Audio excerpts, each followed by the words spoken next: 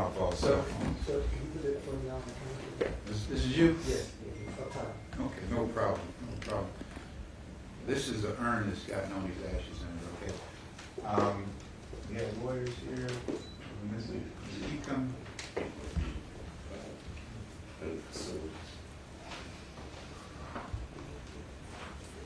All right, while we're waiting on the lawyer, let me just introduce myself. My name is Dr. Rod Edmond. I'm an attorney and practiced medicine for 12 years. But more importantly, I've known the Batiste family since I was 12 years old. We all grew up in Southwest Atlanta together.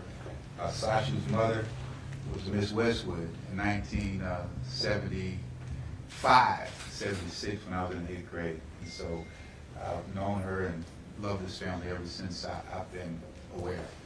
So I'm going to turn it over to Attorney Sho Watson, and then this is going to be very quick to the point. So, thanks. Good morning, everyone. My name is Sho Watson. I'm an attorney at Edmond and Lindsay. Shashi Batiste, the mother of Noni Batiste, hired this firm to investigate the facts and circumstances surrounding Noni Batiste's untimely death on July 11, 2023, while she was jailed at the Atlanta Detention Center. We are holding this press conference to provide information as to what we know, what we don't know currently, and how we intend to proceed. I'm joined today by the firm's managing partner, Dr. Rod Edmond, who will provide an overview of the situation as well as next steps. Also with us, I thought it was his, Attorney Keith Lindsay, a senior partner of the firm. But finally, we are joined by Shashi Batiste and the Batiste family. Shashi's brother, Batiste, and Noni's godmother, and other family members and friends who are here in support. Shashi will speak. She will speak to you about how she feels, how the family is coping, and what she expects as a result of the answers we are seeking and the accountability that we will demand. After we conclude, we'll open the floor for any questions. So with that, I'll turn it over to Dr. Ed. all right. My words are going to be very, very brief. I'm just going to speak to the obvious. There's been a spate of, I'll say, issues dealing with Fulton County and how it is that they basically handle people who are incarcerated. I don't know enough information to talk about it and making allegations in any capacity, but it's an issue that's been in the news. But then it comes near and dear and home to me in that a child who I saw her one time as a baby. I get a call at age 19. She just expired while under the custody of Fulton County.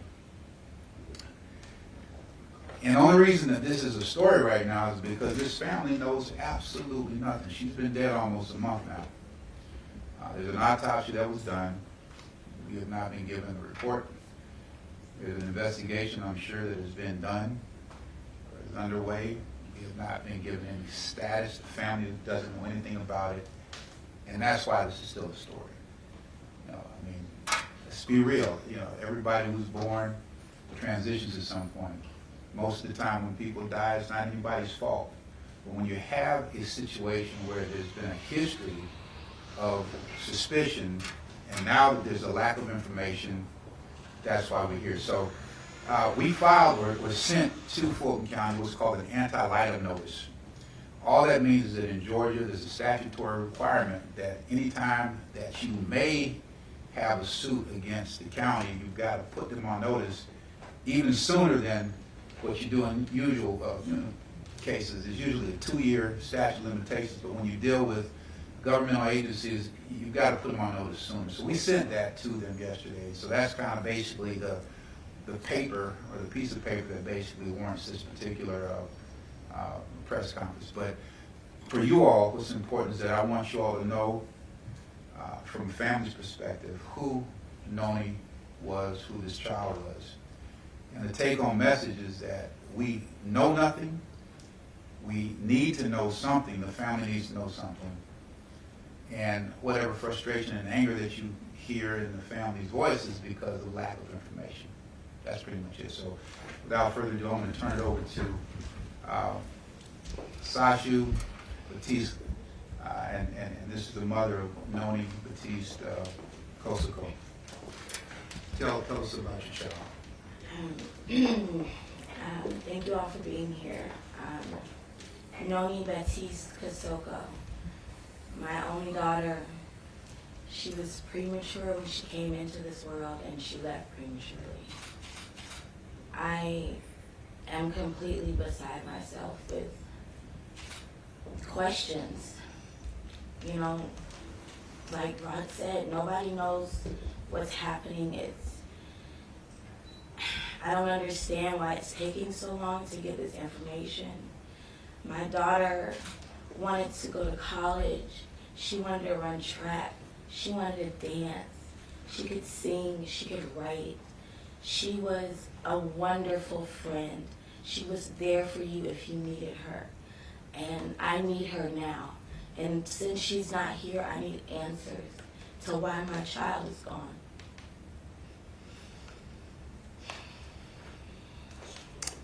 I think that kind of pretty much summed it up. And you know, before you all answer the question, just to put everything in context, I'm going to say this: God doesn't pick victims. Noni, 19, young, had her whole life in front of her. She had challenges, not unlike most of us.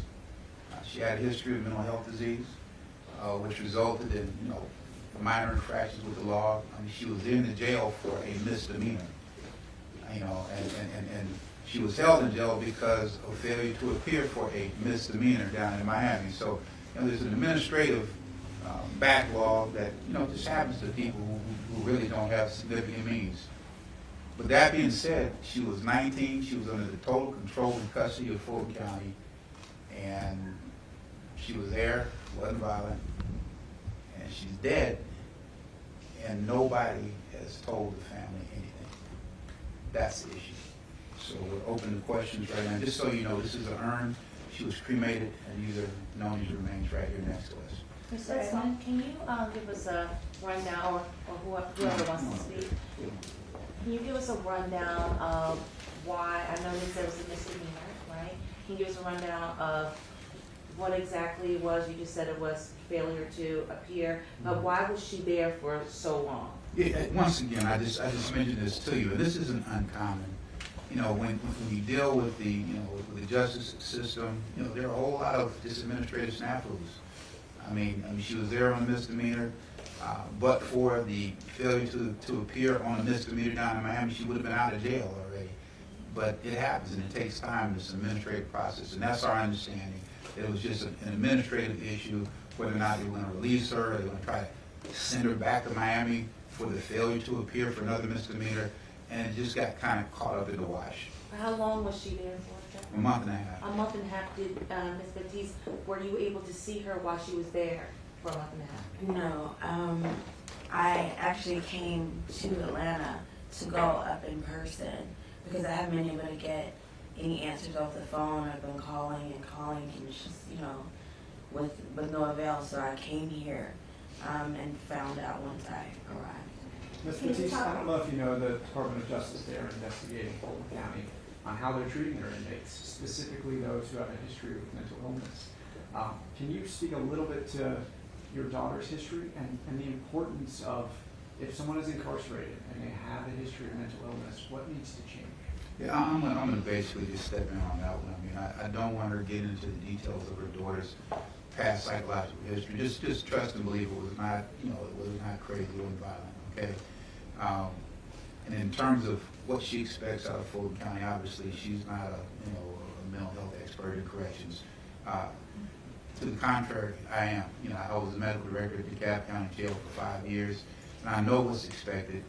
And let's just call a spade a spade. I mean, we all live in America, okay? I can just tell you what I saw. After working there for 5 years, 90% of the people in jail, they have some degree of mental health disease. There's a correlation between, basically violating laws and mental health. And so mental health in a jail system is very, very, very important.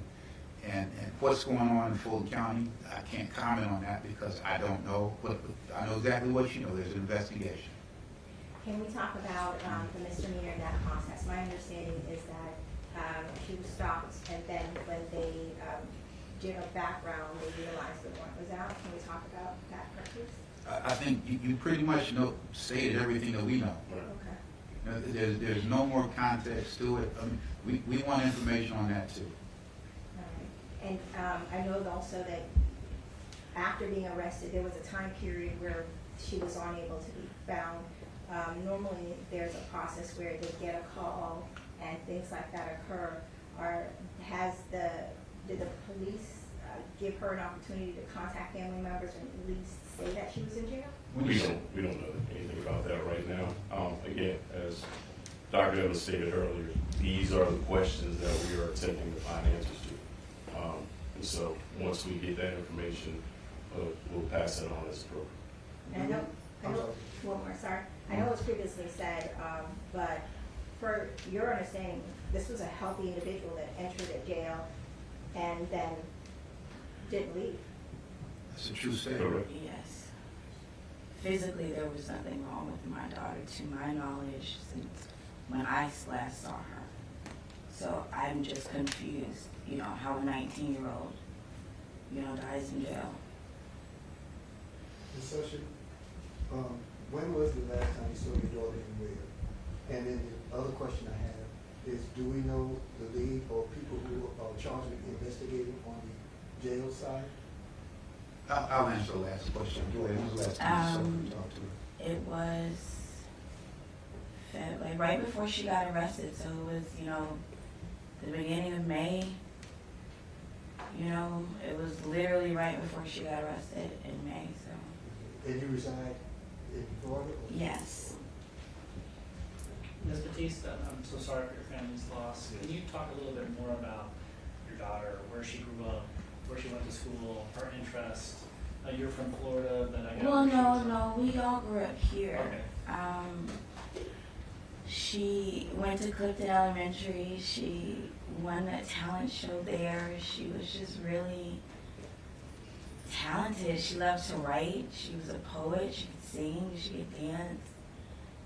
She was really great with her younger cousins. They looked up to her a lot, and it was, she will be greatly missed. Like, her absence is truly felt throughout the family. And the high school she went to?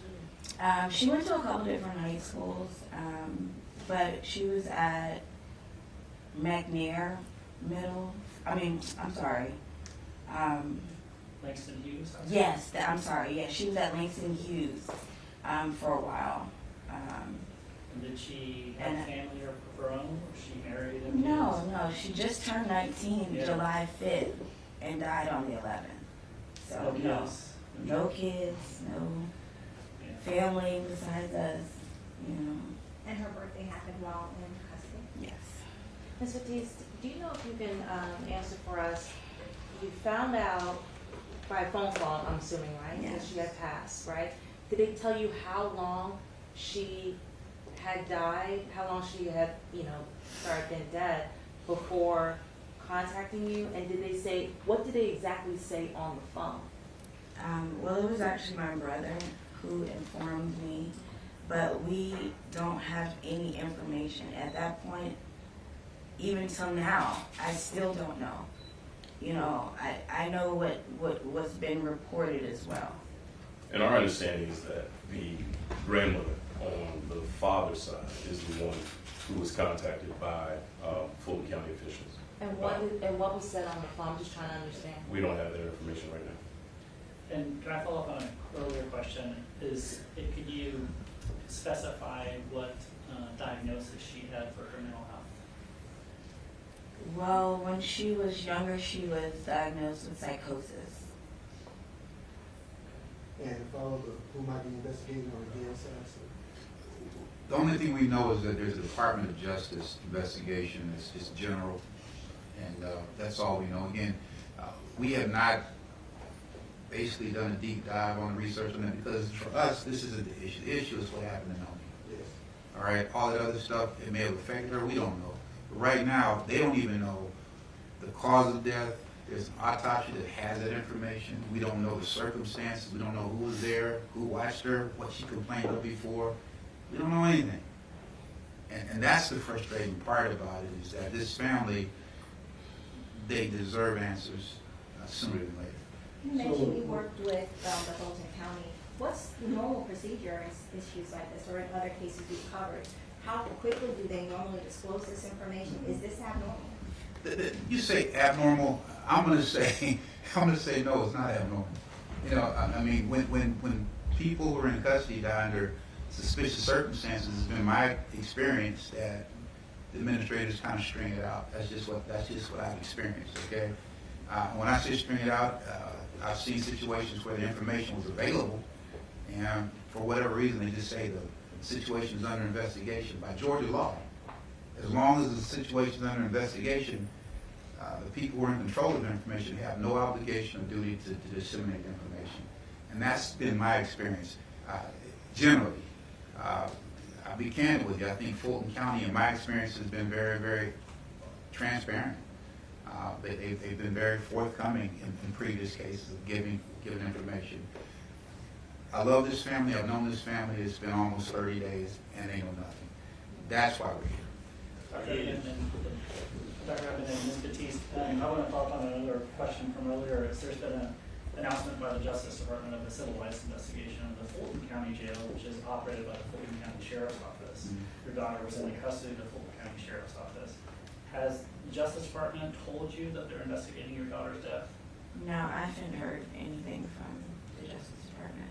Dr. Edmond, can we assume that maybe that's within their investigation, Noni's death? I would assume that any mysterious deaths while people are under the custody control of Fulton County are going to be part of the investigation. Even though there's a distinction between the Atlanta City Detention Center and the Fulton County Jail, that it's within their investigation. Now you're getting above my pay grade. Right. Because that's a contract between the city of Atlanta and Fulton County. And I mean, let's just talk common sense. The jail is owned by the city of Atlanta. Yeah. I don't know what agreement they made about who's responsible for basically monitoring and, you know, keeping things right at the city jail. We just don't know. So yeah, the bottom line is that Noni was not responsible for her custody. Okay? And we don't know anything. And can you specify what the charge was out of Miami-Dade County and why she was arrested in Union City that precipitated all of this? These were minor offenses, you said, but do you know what they were? I don't. And I'm going to say this, I apologize because seeing y'all, I should have gone and scratched the surface, but I don't. But I'm sure this information is readily available if you just scratch the surface also. And again, I'm not avoiding anything, but I just unfortunately didn't do that dig. Okay. I'm trying to take care of this family. Ms. Batiste, can you talk about how you and your family are coping? Honestly, I'm not doing very well, obviously, just because I don't know what's going on still, and it's hard enough to lose a child or a loved one, but I've recently discovered that it is different when you lost a child, just in general. But he's my brother, and you know, it's been devastating for our family. Do you remember what you said last to her? Were you able to talk with her on the phone while she was? Yes, I mean, I spoke with her, and you know, I just told her to hang in there. You're gonna get through this process. They're gonna bring you back to Miami, and you know, you can do this. You know, we're gonna full steam ahead when you get out. And you know, she just kept saying, "Okay, I love you, Mommy," and you know, thinking that we were gonna see each other again. So it was particularly difficult. Ms. Batiste, can you talk about the difficulty of looking after taking care of a loved one with a mental health diagnosis? Ooh.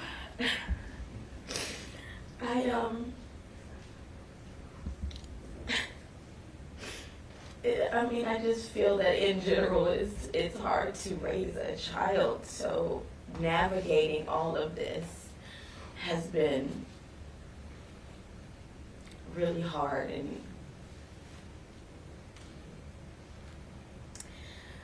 I'm just trying to get through it. Okay, any further questions? When you spoke to her on the phone, did she indicate that anything was wrong, that she wasn't feeling well, or maybe she was in danger? Did No. she say she was being cared for? No, no. I told her, you know, you're gonna get out. It's not like you killed anybody. You're gonna get out. Just stick in there, you know, it'll work out. Just, you know, I'm here. We love you. We have a plan for you, but it was never, she didn't indicate to me that, you know, anything was wrong with her. Or she, you know, I don't know. What day was that? I'm not exactly sure the date. You don't remember, if she. I don't remember because, you know, there's just been so much going on. I couldn't give you an exact date. Well, can you say, if she passed away on the 11th of July? Do you know if you spoke to her like a day before or a few days before? No. Last time, it was like maybe a couple weeks before. A couple weeks before. Yeah. Well, thank you all for coming. Ms. Marshall, before we leave the panel, can we get a left to right identified as school and possibly spelling the name? Okay, so we'll start with the brother. My name is Kimali Batiste. I'm Noni's uncle, and very sad about the loss of my niece, and we're definitely gonna find out what's happened to her. Spell your name. Kimati, last name Battiste. Sashu Batiste.